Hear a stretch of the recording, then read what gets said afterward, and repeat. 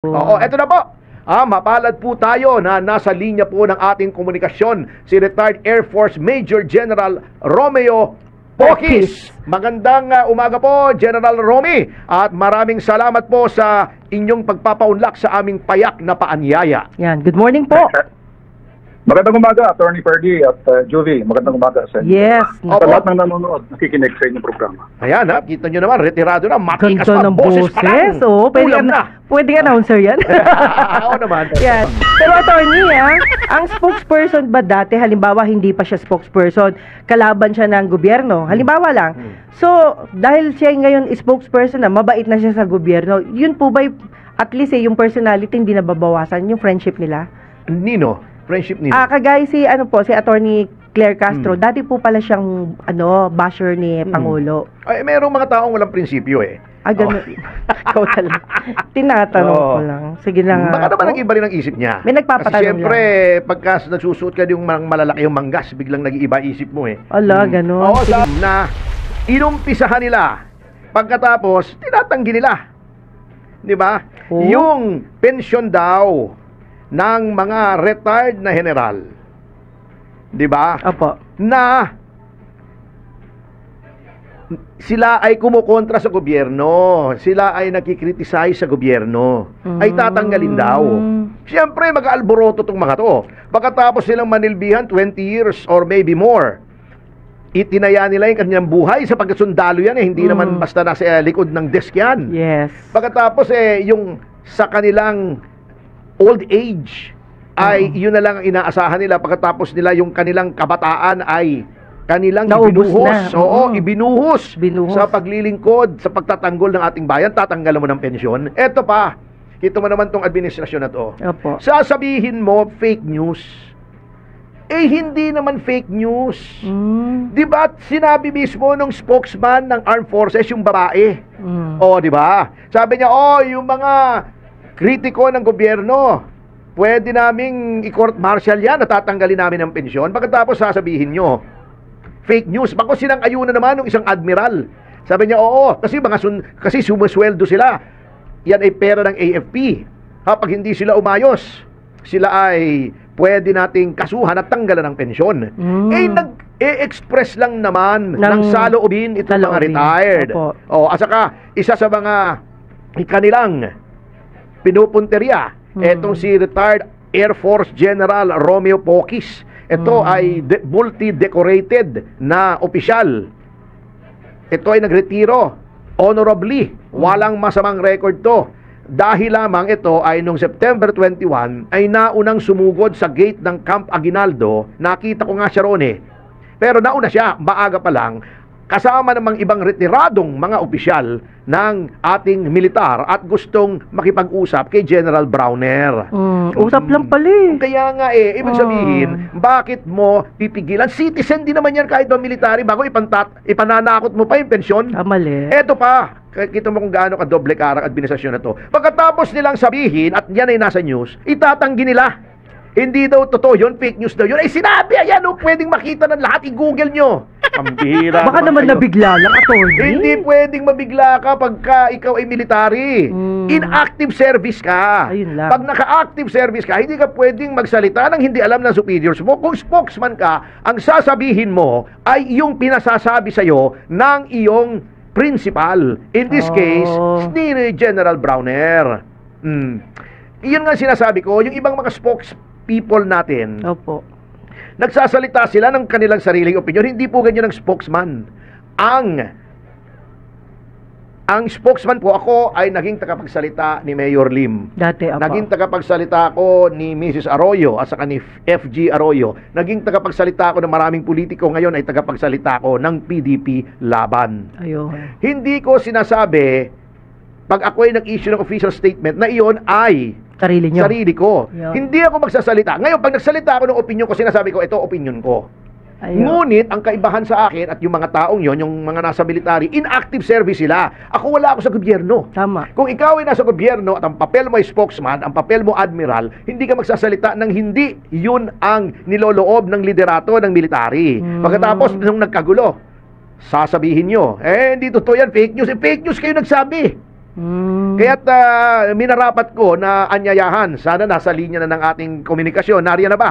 Si Retired General Romeo Poquis. Wow, ganda yun. Marinig natin siya. Malaman natin kung anong take niya, anong opinion niya. Damdamin niya Oo, talaga. damdamin niya rito Yan. sa pangyayaring ito. Anyway, babalikan po natin yan habang kinokontak. Napadala ko na po sa newsroom yung number ni General Poquis. Okay. Pero attorney, in your own opinion, bakit ho nangyayari ngayon yung mga spokesperson ng mga ilan nating mga opisyal parang iba na ang ginagawa? Yun nga, Kengkoy Dapat hindi nila alam ang trabaho ng spokesperson. Yun, baka Kung ganon. ano lang sabihin, pag sinabi nitong iyong principal, halimbawa, si Ante Claire, Opo. pag sinabi niya yung ganyan, ang implication niyan, yun ang sinabi ng Pangulo. Pag sinabi ng spokesperson ng AFP na ganito, ang implikasyon, ang nagsabi noon, hindi siya. Yung kanyang boss. Kaya huwag kang magsasalita ng hindi sinabi sa'yo. Lalo na kung ikaw ay nasa gobyerno. Yun Ito lang, ako lately, oo. wala akong mga public statement ng PDP sapagkat wala pong pinapasabi Wala sa akin. pa, yun. Etong nandito, hindi po PDP ito. Ayun. Unless, kaya nilalagay ko po sa aking art card. Pagka nag-release sa media, official statement, Opo. PDP, bago may seal ng PDP. Ayun. Bago nakalagay sa ilalim, Ferdinand Estopacio, PDP Deputy Spokesman. Para alam nila na ako yung Nagsalita. ang nagsasabi noon ay PDP, hindi ako. Ayun. Oo, eto na po. Mapalad po tayo na nasa linya po ng ating komunikasyon si retired Air Force Major General Romeo Poquis. Magandang umaga po, General Romy. At maraming salamat po sa inyong pagpapaunlak sa aming payak na paanyaya. Yan. Good morning po. Magandang umaga, Attorney Ferdy at Juvie. Magandang umaga sa inyo. Yes. Sa Opo. lahat ng nanonood, nakikinig sa inyong programa. Ayan kita nyo naman, retirado na, matikas Ganto pa, ng boses pa lang. boses. Oo, Ulam na. pwede announcer yan. Oo naman. Yan. Anyway, General, pinag-uusapan nga po namin before you went on the line, yung duplicity nitong administrasyon na pagkatapos nilang manakot through the official spokesperson ng AFP na sinigundahan pa ng isang admiral na tatanggalin yung pensyon ng mga retired officials ng military na critical sa pamahalaan ay biglang nag-about face. Wala naman sa parade ground, biglang about face. At sinabi fake news daw. Ano po bang masasabi nyo rito, General Poquis? Yun naman, itong spokesperson ng Armed Forces, nagsasalita dyan. Hindi nila ina-analyze masyadong. So, threat yun threat yun kami. Opo, definitely implied threat yun. It was a non-too-subtle threat. Tama po yun. At klarong-klaro naman doon sa public press conference na ganun nga nangyari. Tapos naton, sinasabi nilang, yun nga, Binawi. ganun. Nag-about face sila. About face. Ayun. General, alam kong malawak ang network nyo among the retired military officials, lalong-lalo na yung mga flag officers. Ano po ang common sentiment o general sentiment ng ating mga retiradong mga opisyal dito sa ginagawa ng ating armed forces ngayon? Ang una sa lahat, hindi lamang itong sa armed forces, ginagawa ng armed forces, kundi itong nangyayaring massive corruption dito sa ating bansa. Opo. Kami mga retirado, mga official man o mga ordinaryong sundalo, awal, ay iisa ang damdamin namin. Ba? Talagang masama itong nangyayari ito sa ating bayan. Definitely po. Marami man kaming mga mga iba itong alliance namin, mga associations, mga organizations, pero pare-pareho ang damdamin. Ito ay pinapahiwatig namin kasi hindi lang naman kami ang pinamdamin ng gano'n. Yung buong bayan, yung mga taong bayan na mismo, nagsasabi, nagalit.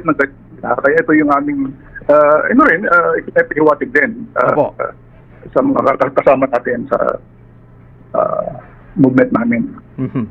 General, napabalita na noong September 21 at nakita nga tayo roon sa may gate ng Camp Aguinaldo. Ngunit napabalita po na maaga daw po kayong pumunta roon together with other retired generals at you requested to see the Chief of Staff, si General Romeo Browner, yung inyong katukayo. At obvious naman na hindi po kayo napagbigyan. Tama po ba ito?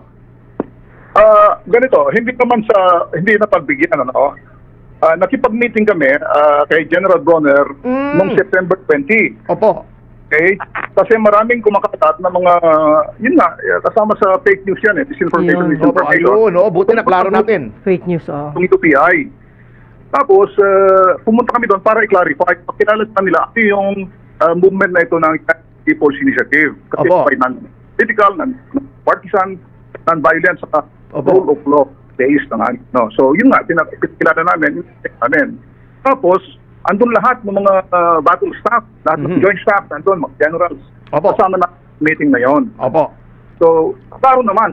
Of course, alam naman natin ang position ng armed forces yan ay yung mandate nila based on the Constitution is to protect the people and the state.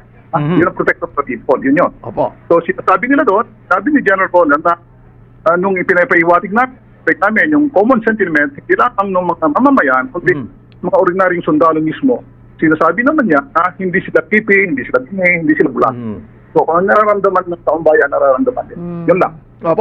Sa inyong assessment bilang isang dating mataas na opisyal ng ating Sandataang Lakas, how restive are the members of the ordinary rank and file soldiers tungkol po sa nangyayaring corruption na ito? So, yung assessment namin dito, talagang hindi lamang majority, kung talagang lubos-lubos ang kanilang, hindi naman restive, kundi kanilang matinding damdamin sa corruption. Of course, hindi nila pwedeng ipahiwatig yan openly or in public dahil nako-uniforme sila Alam naman natin yan. Of course. Pero kanilang mga patilya, kamakatang, gano'n, ay damang-daman natin sa Manila ang nangyayaring pandarambong dito sa ating bayan. Hindi mo iikwas yan na gano'ng sundalo. May nararamdaman ba kayong general? Last question po ito bago ko kayo i-turn over kay Ma'am Juvie. May nararamdaman ba kayong parang groundswell na nangyari noong 1980s na nagkaroon ng Reform the Armed Forces Movement na pinangunahan ng ating kaibigang si Gringo Honasan? Meron ba kayong nararamdaman o may bulong-bulungan bang nangyayari po yan ngayon? May lumalabas na ganyan, pero itong question natin ngayon ay totally different noon. Dahil noon, 1986 particularly, ang nag-umpisa talaga doon ay yung mga sundalo, yung mga Reform the Armed Forces Movement. Okay? So it's created by the military. Dito ngayon, walang gano'n na initiation ng military. Ang nangyayari ngayon, ipinakihiwatig ng mga taong bayan mismo, kanilang hindi lang pagkadismaya, kundi yung value at dito sa mga billion-billion, in fact, trillion na ng mga korupsyon na ito nangyayari. So marami mga likas dyan, may ibang grupo. In fact, isa ako sa sinasabi nilang nag-udyok tao ng kudita. Wala kaming pinag-uusapan, wala kaming pinag-udyokan na mag-kudita o sino man. Wala yun. Tama po yun. Kami man sa PDP ay we are against any extra-constitutional regime change. At ang aming stand, any change must be made within the four corners of our Constitution. Tama po yun. Yun po yung aming non-political kami. Constitutional based kami. Ayaw namin violence. Yun ang naming nasabi sa mga membro namin. Tama po yun. Kasi sabi nga ni Sting, yung singer, nothing comes from violence and nothing ever will. Di ba? Yung Fragile. Nothing comes from violence and nothing ever will. Di ba? May kantang ganun. Anyway, General, si Ma'am Juvie ay may mga konting katanungan po sa inyo. General, proud lang po ako sa inyo. At syempre, proud din ako sa mga kagaya rin po ninyo na men in uniform. But then, General, sa ganitong nangyari, anyway, nangyari na po, nasabi yung mali, di ba? Fake news nga daw. So, pakinggan din ho natin sana sila kung fake news yon. At least, nilinaw po ng ating kinauukulan dito sa gobyerno ngayon. So, ngayon po, ano pong next step natin para ho maging maayos din yung communication? Minsan ho, kasi marami yung miscommunication na ipinadadala ng mga tao na hindi naman ho talaga totoo actually. Kasi kagaya na nasabi nyo, ayaw nyo ng kaguluhan. Gayon din po ang mga taong naniniwala sa Panginoon, ayaw ng kaguluhan, di ho ba? Opo, tama po yan, Ma'am Juvie. Kaya po, General, ano po ipapaalala natin sa mga tao na para hindi basta-basta naniniwala sa mga ganong sa panta? Kasi ayaw din ho natin na hindi nga fake news ito eh. Okay. Sige. Malinaw na sinabi nila yon bago umatras sila. Okay. Anyway, sige po, ano pong nyo masasabi? Yun, kaya po, ang ginawa namin, police initiative, ay talagang pag-usap kami. kay General Roner para magkalit talaga. Kasi maraming lumalabas talaga, sinasadya yung information, mga ganyan. So, nakikiusap tayo na maski sa armed forces kung minsan nadudulat sila yung mga spokesperson nila masyadong yung eager beaver sa linyada na talagang dapat nilang sabihin. Dapat kasi anong nangyayari yun, parang sila pa yung nag-create ng instability, di ba? Correct, opo. Anyway, maraming salamat po for your time, General Romy. At sana po sa uulitin ay maanyayahan po namin muli kayo. Thank you very much po. Thank you so much. God bless. Mabuhay po kayo at lahat ng ugat sa inyong katawan. Yan. Mabuhay. Yan po ang tinig ni retired General Romeo Poquis ng Philippine Air Force.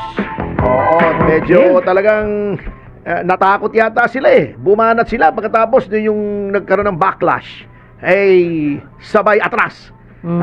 Yun laban-laban, bawi-bawi ang nangyari. Pero attorney, minsan Itbulaga, parang si Tito Soto. Minsan po ba nangyayari po ba yung gano'n na halimbawa ganito yung talagang gusto tapos sasabihin hindi Lagi totoo yun? dito sa administrasyon na to, kita ba si Claire, si Auntie Claire, sinabi niya mga less than 2 weeks before, investigador si Magalo, naka-record. O pagkatapos sasabihin niya hindi daw inappoint na investigador, kaya nga naalala ko lagi, alam mo parang pagkaganyan, lagi kong naaalala ang mahal nating Pangulong si Noynoy Aquino.